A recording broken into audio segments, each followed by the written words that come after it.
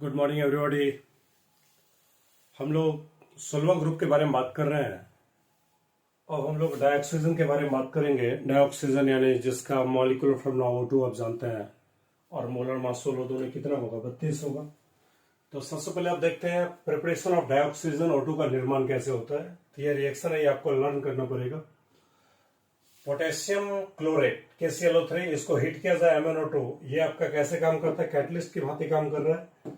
MnO2 के presence में heat किया जाता है। ये क्या चीज है, आपका कैटलिस्ट है।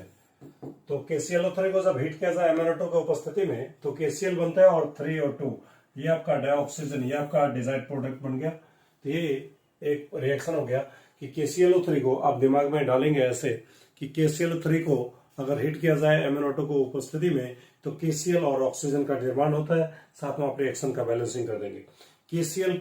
KClO3 पोटेशियम क्लोराइड को अगर हीट किया जाए MnO2 के उपस्थिति में तो KCl और O2 का फॉर्मेशन होगा। उसी तरह से सिल्वर ऑक्साइड, इसको अगर हीट किया जाए तो Ag और O2 बन जाएगा। इसी तरह से मर्क्यूरिक ऑक्साइड, इसको अगर हीट किया जाए तो फिर से मरकरी और ऑक्सीजन निकल जाएगा। तो ये तीन रिएक्शन है जिसके जरिए आप ऑक्सीजन का निर्माण कर रहे हैं। KClO3 को हीट करने से ऑक्सीजन बनता है। इसी प्रकार से Ag2O को हीट करने से ऑक्सीजन बनता है। Ag2O को हीट करने से ऑक्सीजन का निर्माण होगा और इसी तरह से HGO को भी हीट करने से किसका, ऑक्सीजन का निर्माण होगा। यानी ये तीन तरीका है रिएक्शन जिसके जरिए आप ऑक्सीजन का प्रिपरेशन करेंगे। अगला देख लीजिए, large amount of H2O can be, H2O यहां लिख दिया है, large amount of O2 can be prepared by, यानी ज्यादा मात्रा में अगर आप ऑक्सीजन प्राप्त करना चाहते हैं तो पानी को इलेक्ट्रोलाइसिस किया जाए, इलेक्ट्रिसिटी डाल करके H2SO4 की उपस्थिति में H2SO4 थोड़ा सा डाला जाता है ताकि वो कैटायन और एनायन में ज्यादा जल्दी से पानी चेंज हो, पानी में आयन जल्दी से प्रोड्यूस हो। इस वजह से थोड़ा सा एसिड डाल दिया जाता है और इलेक्ट्रिसिटी की उपस्थिति में पानी को जब इलेक्ट्रोलाइज किया जाता है तो हाइड्रोजन और ऑक्सीजन निकलता है। हाइड्रोजन यहाँ पे पानी में किस अवस्था में रहते हैं, हाइड्रोजन यहाँ पे रहता है +1 के स्टेट में और ऑक्सीजन किस में रहता है -2 के स्टेट में। तो हाइड्रोजन यहाँ पे एलिमेंटल स्टेट में 0 चला गया, ऑक्सीजन का भी क्या होता है 0। तो बोले हाइड्रोजन +1 से 0 गया, रिडक्शन, और रिडक्शन कहाँ होता है, हमेशा कैथोड पे होता है। और ऑक्सीजन -2 से कहाँ गया, 0 में, और -2 से 0 का मतलब क्या हुआ, ऑक्सीडेशन, और ऑक्सीडेशन हमेशा कहाँ होता है, एनोड पे। आपको याद होगा, पढ़ाए होंगे एनऑक्स रेड कैट, यानी एनोड पे हमेशा ऑक्सीडेशन होता है और कैथोड पे हमेशा रिडक्शन होता है, ऐसे बोला। प्रॉपर्टीज के बारे में अगर बात किया जाए तो ऑक्सीजन क्या होता है, एक कलरलेस और अडरलेस गैस होता है। कलरलेस का मतलब क्या, रंगहीन, और अडरलेस का मतलब गंधहीन। यानी ऑक्सीजन में ना तो कोई कलर होता है ना ही कोई गंध होता है। ऑक्सीजन पानी में सॉल्युबल होता है, water O2 is soluble in water. Oxygen जो होता है वो जल में घुलनशील होता है। आपको पता होगा ना कि जलीय जीव जल के अंदर जीवित रहते हैं क्योंकि श्वसन क्रिया में तो ऑक्सीजन नहीं लेते हैं। इसका मतलब ऑक्सीजन जल में घुला हुआ है, जल में घुले हुए ऑक्सीजन को वो लोग श्वसन क्रिया में लेते हैं। अगला बोल रहा है, ऑक्सीजन के जो आइसोटोप्स होते हैं वो कौन, 16 वाला, 17 वाला, 18 वाला, 3 आइसोटोप्स है। ऑक्सीजन पैरामैग्नेटिक होता है MOT के अनुसार। MOT आपको याद होगा, 11th के केमिकल बॉन्डिंग में पढ़े होंगे। MOT, ऑक्सीजन पैरामैग्नेटिक होता है MOT के अनुसार। तो MOT आप केमिकल बॉन्डिंग में पढ़े हैं, कैसे, O2 बोले 8 दूना कितना, 16 इलेक्ट्रॉन। तो 16 इलेक्ट्रॉन है तो σ1s2 σ*1s2 σ2s2 σ*2s2 σ2pz π2px2 π2py2 π*2px1 π*2py1। यानी देख लीजिए, यहाँ पे तो जोड़ा इलेक्ट्रॉन है, जोड़ा है। यानी ऊपर में जितने भी मॉलिक्यूलर ऑर्बिटल डाले गए हैं सब में 2-2 इलेक्ट्रॉन है। इसका मतलब सबका सब क्या है, जोड़ा है।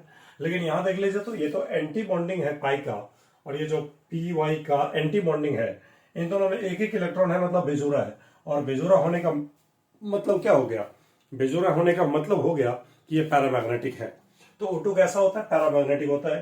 कोई पूछे ऑक्सीजन के पास कितने अनपेयर्ड इलेक्ट्रॉन होते हैं, तो एक अनपेयर्ड इलेक्ट्रॉन यहाँ है और एक यहाँ है, मतलब एक कितना हो गया, 2 unpaired electron. O2 reacts with different metal and non metals. Oxygen विभिन्न प्रकार के मेटल और नॉन मेटल से रिएक्शन करता है, खास करके छोड़ करके नोबल गैसेज और नोबल मेटल को छोड़ करके, जैसे गोल्ड के साथ, प्लैटिनम के साथ, इन सब के साथ ऑक्सीजन रिएक्शन नहीं करता है। यहाँ जितने भी नोबल गैसेज होते हैं हालांकि कुछ मात्रा में रिएक्शन करते हैं, लेकिन मोस्ट ऑफ द टाइम ये रिएक्शन नहीं करते हैं, आसानी से रिएक्शन नहीं करते हैं, खुद ब खुद रिएक्शन नहीं करते हैं। कैटलाइज करने के बाद रिएक्शन कुछ मात्रा में करते हैं। तो गोल्ड, प्लैटिनम या नोबल गैसेज होते हैं, इनके साथ ये ज्यादातर गैसेज में रिएक्शन नहीं करते हैं। This reaction is exothermic in nature, but to initiate reactions some energy required to break double bond of oxygen. आप जानते हैं ऑक्सीजन जब भी किसी के साथ रिएक्शन करेगा तो ऑक्सीजन में क्या होता है, O2 का जो पिक्चर आप बनाते हैं तो O डबल बॉन्ड O लेते हैं। तो O डबल बॉन्ड O में जब भी किसी के साथ रिएक्शन करेगा तो ये ऑक्सीजन टूटेगा तभी रिएक्शन करेगा, और ऑक्सीजन को तोड़ने का मतलब होगा कि डबल बॉन्ड को तोड़ना, और डबल बॉन्ड को तोड़ने के लिए क्या होगा, कुछ मात्रा में एनर्जी की रिक्वायरमेंट होगी। तो जब तक ये डबल बॉन्ड टूटेगा नहीं, जब तक ये डबल बॉन्ड टूटेगा नहीं, तब तक ये रिएक्शन किसी से करेगा नहीं। तो ऑक्सीजन शुरुआत में कुछ मात्रा में एनर्जी लेता है, क्यों, चूंकि डबल बॉन्ड टूट जाए उसके बाद रिएक्शन इनिशिएट हो जाए। लेकिन जब एक बार रिएक्शन इनिशिएट हो जाएगा तो ये जितना एनर्जी लिया नहीं है ना, उससे कई गुना ज्यादा एनर्जी निकाल देगा, और जब ज्यादा मात्रा में एनर्जी निकालेगा, इसका मतलब क्या हुआ, इसका मतलब ये हुआ कि रिएक्शन कैसा होता है, एक्सोथर्मिक नेचर का होता है। तो रिएक्शन एक्सोथर्मिक है, मतलब रिएक्शन होने पे एनर्जी निकलता है, लेकिन शुरुआती दौर में एनर्जी निकलता नहीं है। शुरुआती दौर में रिएक्शन को इनिशिएट करने के लिए कुछ मात्रा में एनर्जी की उल्टा जरूरत ही होती है, ये बोल रहा है।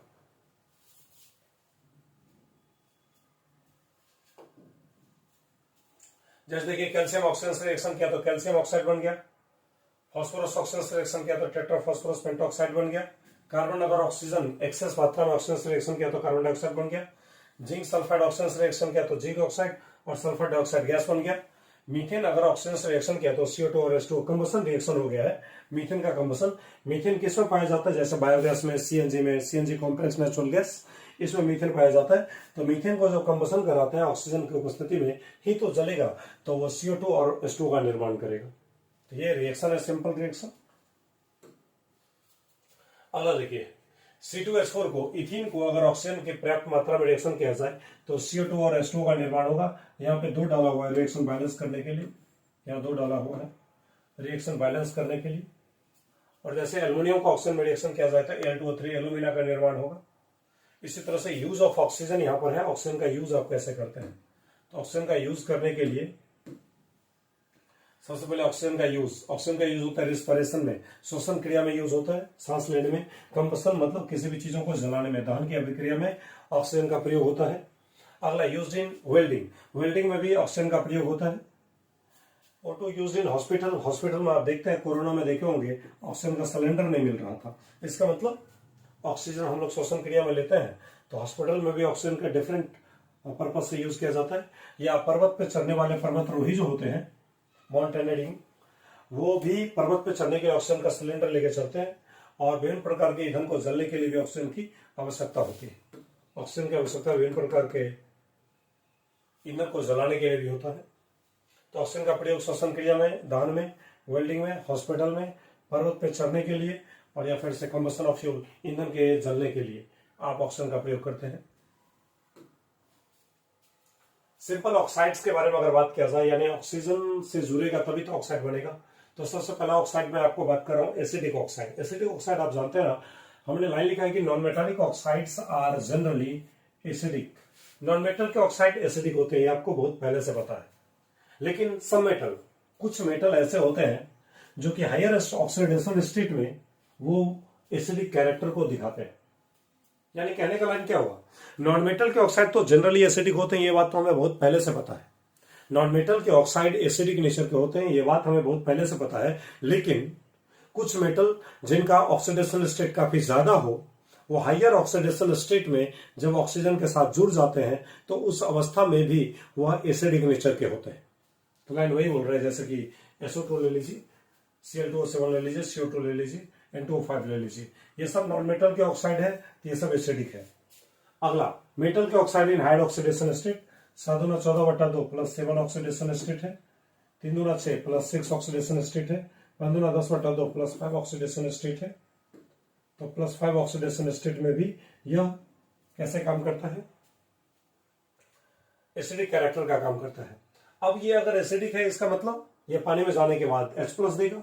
तो बोलिए SO2 है, सल्फर डाइऑक्साइड, ये पानी से रिएक्शन किया, H2SO3 का निर्माण किया, सल्फ्यूरस एसिड का निर्माण किया। इसी तरह से CO2 है, ये पानी से रिएक्शन करके H2CO3 कार्बोनिक एसिड का निर्माण किया।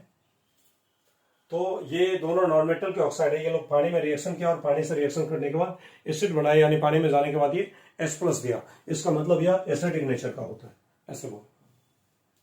तो सिंपल ऑक्साइड में एसिडिक ऑक्साइड, नॉन मेटल के ऑक्साइड जनरली एसिडिक होते हैं, लेकिन कुछ मेटल जो कि हायर ऑक्सीडेशन स्टेट में एसिडिक कैरेक्टर को शो करता है। अगला दिया आपको basic oxide. Generally metallic oxide जो होते हैं ना वो बेसिक ऑक्साइड होते हैं। मेटालिक ऑक्साइड बेसिक ऑक्साइड होते हैं, जैसे sodium oxide, magnesium oxide, calcium oxide, barium oxide. और अगर ये बेसिक नेचर का है, इसका मतलब क्या हुआ, इसे अगर आप पानी में डाल दोगे ना तो पानी में जाने के बाद ये OH- प्रोवाइड करेगा। जैसे CO कैल्शियम ऑक्साइड, इसे क्विक लाइम कहते हैं। जब ये पानी से रिएक्शन करता है तो CaOH का होल 2 बनाता है, यानी इसे कैल्शियम हाइड्रोक्साइड बोलेंगे, या इसका एक और नाम होता है सेलेक्ट लाइम। Na2O मेटल का ऑक्साइड है, ये पानी से रिएक्शन किया तो यहां से NaOH बन गया। आप देख लीजिए, यहां से NaOH- निकल सकता है, यहां से भी OH- निकल सकता है। तो कहने का मतलब ये मेटल के ऑक्साइड है, इसको जैसे पानी में डालते हैं ना तो यहां से OH- निकलेगा, और जहां से भी OH- निकले इसका मतलब वो कैसा है, बेसिक नेचर का होता है। तो नॉन मेटल के ऑक्साइड एसिडिक होते हैं तथा मेटल के ऑक्साइड कैसे, बेसिक नेचर के होते हैं। अब देखिए तीसरा हमारा एम्फोटेरिक ऑक्साइड। पहला था नॉन मेटालिक ऑक्साइड मतलब एसिडिक ऑक्साइड, दूसरा बेसिक ऑक्साइड, तीसरा एम्फोटेरिक ऑक्साइड। ये एम्फोटेरिक ऑक्साइड कहने का मतलब ये दोनों कैरेक्टर का होता है, both acidic and basic in nature. यानी ये जो ऑक्साइड होंगे ना वो एसिडिक भी होता है और बेसिक भी होता है। जैसे Al2O3, ZnO, PbO, SnO, BeO, ये सारे का सारे मतलब एसिडिक और बेसिक दोनों कैरेक्टर रखता है। और एसिडिक बेसिक दोनों कैरेक्टर रखता है, इसका मतलब अगर ये बेस के साथ रिएक्शन करेगा तो ये खुद एसिड बन जाएगा, और अगर ये एसिड की तरह रिएक्शन करेगा तो ये खुद बेस बन जाएगा। तो ये बेस और एसिड दोनों का गुण रखता है। अगर बगल में कोई एसिड है तो ये बेस बन जाएगा, और बगल में कोई बेस है तो ये खुद एसिड बन जाएगा। जैसे आप देखिए Al2O3 को देखिए, यहाँ पे Al2O3 किससे रिएक्शन कर रहा है, एसिड की तरह, इसका मतलब ये कैसे काम कर रहा है, बेस के जैसा। और यहाँ पे Al2O3 किससे रिएक्शन कर रहा है, बेस से, इसका मतलब ये कैसे काम कर रहा है, एसिड की तरह। तो ये Al2O3 एक बार बेस भी बनता है और एक बार एसिड भी बनता है। तो बेस कब बनेगा, जब एसिड से रिएक्शन करेगा, और एसिड कब बनेगा, जब किसी बेस से रिएक्शन करेगा। चौथा होता है हमारा न्यूट्रल ऑक्साइड। न्यूट्रल ऑक्साइड ना तो एसिडिक होते हैं ना ही बेसिक होते हैं। न्यूट्रल ऑक्साइड ना ही तो एसिडिक होता है और ना ही बेसिक होता है, न्यूट्रल होता है। जैसे CONO, O2F2, ये सारे के सारे जो ऑक्साइड होते हैं ना, ये ना तो एसिडिक होता है। हाँ देखिए, CO2 हमारा एसिडिक होता है, N2O5 एसिडिक होता है, लेकिन CO क्या होता है, न्यूट्रल होता है। NO क्या होता है, न्यूट्रल होता है। CONO, N2O, O2F2, ये सारे के सारे न्यूट्रल ऑक्साइड होते हैं। अगला देखिए, ओजोन के बारे में अगर बात किया जाए, ओजोन के बारे में आप क्या बोल सकते हैं, ozone is an allotropic form of oxygen. Ozone जो होता है ना वो एक एलोट्रोपिक फॉर्म है ऑक्सीजन का, यानी ओजोन पाया जाता है, ऑक्सीजन का एक फॉर्म ओजोन भी होता है, ओजोन से भी हमें ऑक्सीजन प्राप्त होता है। तो ऑक्सीजन का एलोट्रोप्स ओजोन भी होता है, यह काफी ज्यादा रिएक्टिव होता है। यह तैयार कैसे होता है तो ध्यान देना, O2 अपने एनवायरमेंट के ऑक्सीजन से, नेसेंट ऑक्सीजन से रिएक्शन करता है सनलाइट की उपस्थिति में। यह क्या चीज है, सनलाइट है, फोटोन है सनलाइट की उपस्थिति में। तो ऑक्सीजन जब नेसेंट ऑक्सीजन से रिएक्शन करता है सनलाइट की उपस्थिति में तो O3 का निर्माण करता है। ओजोन का जो परत है, ओजोन लेयर, प्रिवेंट्स, रोकता है किसको, अर्थ सरफेस को, from excessive exposure of UV. मतलब ऊपर से जो सूर्य के किरण से, सूर्य से सनलाइट में जो अल्ट्रावायलेट रे हमारे तक पहुंच रहा, हमारे धरती को बचाता है कौन सा लेयर, ओजोन लेयर। लगभग 20 किलोमीटर ऊपर में जो परत प्रेजेंट है वही ओजोन को रोकता है। ओजोन को रोकने से फायदा क्या होता है, अगर वो यूवी रे डायरेक्ट हमारे अर्थ पे आएगा और हमारे बॉडी पे जैसे आएगा तो हमें स्किन कैंसर होने का डर बना रहेगा। यूवी रेडिएशन के कारण लोगों को क्या होता है, स्किन कैंसर होता है। इसी स्किन कैंसर से बचाता कौन है, हमें ओजोन का लेयर। सूर्य से आने वाली जितने भी पराबैंगनी किरणें होते हैं उसे रोकता कौन है, ओजोन का परत रोकता है। तो ओजोन एलोट्रोपिक फॉर्म है ऑक्सीजन का। ओजोन काफी ज्यादा रिएक्टिव होते हैं। ओजोन को तैयार कैसे किया जाता है, तो वायुमंडलीय ऑक्सीजन अगर नेसेंट ऑक्सीजन से रिएक्शन करेगा सनलाइट की उपस्थिति में तो हमें ओजोन तैयार कर देगा, और ओजोन परत रोकता है अर्थ सरफेस को यूवी लाइट से, यूवी रेडिएशन से। और यूवी रेडिएशन के कारण क्या होता है, स्किन कैंसर होता है। तो स्किन कैंसर से हम मनुष्यों को वो बचाता है, ओजोन का लेयर। और ओजोन जब भी टूटेगा ना, तो ओजोन का जैसे निर्माण होता है O2 और O से, उसी प्रकार से O3 टूटने के बाद भी क्या देगा, O2 और नेसेंट ऑक्सीजन देगा। इसी तरह से देखिए प्रॉपर्टीज ऑफ O3, ओजोन का अगर गुण के बारे में बात किया जाए तो ओजोन कैसा होता है, पेल ब्लू गैस होता है। यानी ओजोन जब गैसियस अवस्था में रहता है तो पेल ब्लू दिखता है, जब लिक्विड अवस्था में रहता है तो कैसा रहता है, डार्क ब्लू रहता है, लेकिन जब सॉलिड अवस्था में रहता है ना तो कैसा रहता है, वायलेट ब्लैक होता है।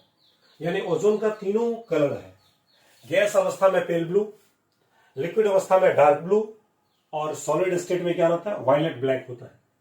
देखिए लो कॉन्सेंट्रेशन में ओजोन हमारे लिए कैसा होता है, हार्मलेस होता है। हार्मलेस मतलब हानि रहित, यानी हमें नुकसान नहीं पहुंचाता है, हमें हानि नहीं पहुंचाता है। ओजोन हमारे लिए हानिकारक नहीं होता है यदि ओजोन की मात्रा काफी कम हो। ओजोन की मात्रा काफी कम होने पर वो हमारे लिए हानिकारक नहीं होता है। लेकिन यदि कंसंट्रेशन अगर बढ़ जाता है किससे, 100 ppm से, ppm आप जानते होंगे, पढ़ाए होंगे, पार्ट्स पर मिलियन, ppm सॉल्यूशन चैप्टर में, ppm। तो यदि ओजोन का कंसंट्रेशन 100 ppm से ज्यादा होता है ना, तो उसके कारण क्या होता है, लोगों में हेडेक होता है। हेडेक मतलब सरदर्द होता है, नौजिया हो जाता है। नौजिया कहने का मतलब जी मिचलाता है, जी में फटाफट देखते होंगे पानी आते रहता है, वोमिटिंग उल्टी जैसा महसूस होता है, उसी को नौजिया कहते हैं। ओजोन जो होता है ना, थर्मोडायनामिकली अनस्टेबल होता है with respect to oxygen. Ozone thermodynamically unstable होता है ऑक्सीजन के तुलना में, इसलिए ओजोन क्या होता है ना, अपने आप टूट जाता है और O2 और नेसेंट ऑक्सीजन बन जाता है। इस रिएक्शन का डेल्टा जी नेगेटिव है, इसका मतलब हुआ कि ये रिएक्शन खुद ब खुद अपने आप होते ही रहता है, यानी ओजोन का क्षरण अपने आप होते रहता है। ओजोन टूटता है O2 और नेसेंट ऑक्सीजन में। O3, अब बताइए नेसेंट ऑक्सीजन करने का मतलब ये ऑक्सीजन सप्लाई कर रहे हैं, ऑक्सीजन सप्लाई करने वाले दलाल का नाम क्या होता है, ऑक्सीडाइजिंग एजेंट। तो चूंकि ओजोन हमें ऑक्सीजन प्रोवाइड करता है, इसलिए ओजोन को ऑक्सीडाइजिंग एजेंट का संज्ञा हम लोग देते हैं। ओजोन का अगर स्ट्रक्चर देखा जाए तो ऑक्सीजन के बीच में डबल बॉन्ड और एक लोन पेयर, क्योंकि इस ऑक्सीजन के पास 6 इलेक्ट्रॉन है, और एक कोऑर्डिनेट बॉन्ड से अगर एक लोन पेयर देगा तो 6 इलेक्ट्रॉन, और एक लोन पेयर इधर से आया तो 2 आएगा, तो 6 में 2 आएगा तो कितना हो जाएगा, 8। इसका भी ऑक्टेट कंप्लीट है, इसका भी ऑक्टेट कंप्लीट है, इसके पास टोटल 6 इलेक्ट्रॉन है, और एक लोन पेयर आएगा तो 6 में 2 आएगा तो कितना होगा, 8। O3 काम कैसे करता है, जर्मिसाइड जर्म को मारने के लिए, डिसइंफेक्टेंट यानी झाड़ू पोछा लगाने के लिए, और ब्लीचिंग एजेंट कहने का मतलब डीकलराइज करने के लिए। कभी देखते होंगे कपड़े का कोई ब्लीचिंग करवाता है, कोई फेस का ब्लीचिंग करवाता है, कोई हेयर का ब्लीचिंग करवाता है, तो उसमें क्या होता है, पहले इस हेयर को ब्लीच करने का मतलब होता है डीकलराइज करना, अभी जो कलर है इस कलर को हटाना, फिर इस पे नया कलर को चढ़ाएंगे। तो ब्लीचिंग करने का मतलब पुराने कलर को हटाना। तो डीकलराइज करने के लिए ब्लीचिंग एजेंट के रूप में आप ओजोन का इस्तेमाल करते हैं, ऐसा बोल रहे हैं। आगे बोल रहा है एलोट्रॉप्स ऑफ सल्फर। सल्फर के एलोट्रॉप के बारे में, सल्फर 2 रूपों में पाया जाता है, हालांकि कई सारा रूप होता है लेकिन मेनली 2 रूप होता है। एक रोम्बिक सल्फर जिसे आप दूसरा नाम क्या देते हैं, अल्फा सल्फर के नाम से जानते हैं। ये कैसा कलर का होता है, येलो कलर का होता है।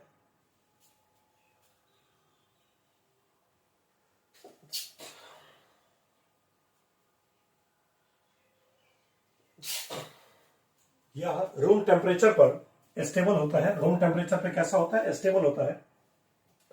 पानी में इनसॉल्युबल होता है लेकिन काफी तेजी से घुलता है, किसमें, CH2 में, radially soluble in CH2। Carbon disulphide में काफी तेजी से घुलता है। देखिए सल्फर के 2 रूप होते हैं, एक का नाम रोम्बिक सल्फर, एक का नाम मोनोक्लिनिक सल्फर। जिसे आप रोम्बिक सल्फर कहते हैं उसे अल्फा सल्फर के नाम से भी जाना जाता है। ये अल्फा सल्फर जो होता है, जो येलो कलर का होता है, रूम टेम्परेचर पे ये स्टेबल होता है, और ये पानी में घुलता नहीं है लेकिन कार्बन डाइसल्फाइड में काफी तेजी से घुलता है। समझ गए। अगला दूसरा जो फॉर्म होता है सल्फर का, इसका नाम होता है मोनोक्लिनिक सल्फर, या इसी को हम लोग कहते हैं beta sulphur. It is prepared by rhombic sulphur bye melting, यानी रोम्बिक सल्फर को ही पिघला करके फिर से लिक्विड बना करके ये मोनोक्लिनिक सल्फर तैयार किया जाता है। ये कैसा सल्फर होता है, तो कलरलेस होता है, रंगहीन होता है। ये मोनोक्लिनिक सल्फर या बीटा सल्फर जो होता है ना, वो रंगहीन होता है, कलरलेस होता है। अब देखिए ये 369 केल्विन है, इस टेम्परेचर का नाम हमने ट्रांजिशन टेम्परेचर रखा है।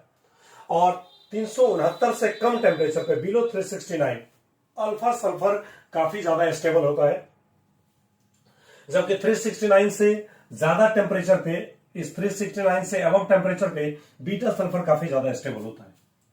सल्फर के फॉर्म की अगर बात किया जाए तो सल्फर किन रूप में पाया जाता है? एसिड के रूप में पाया जाता है। एसिड को हम लोग क्या कहते हैं? पकड़ शेप कहते हैं। ये जो शेप है इसको पकड़ शेप कहते हैं या क्रॉन शेप कहते हैं। कैसे आप फिगर बनाते हैं? आप डब्ल्यू बनाइए, डब्ल्यू बनाइए पहले, और सब जगह जितना भी कोना है ना, उन सारे कोना पे आप किसको डाल दीजिए? सल्फर को डाल दीजिए। अपने आप ये क्रॉस शेप बन जाएगा।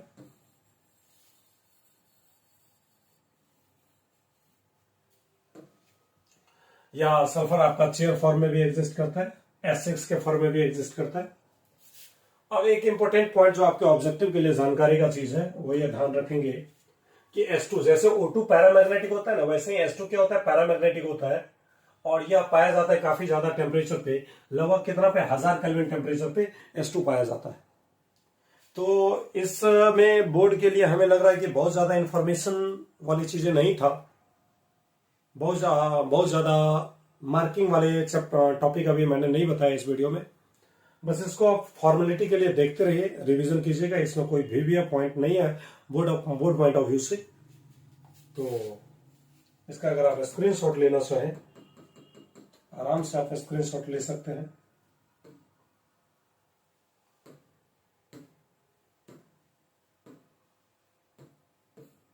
ये पेज नंबर 1 हुआ,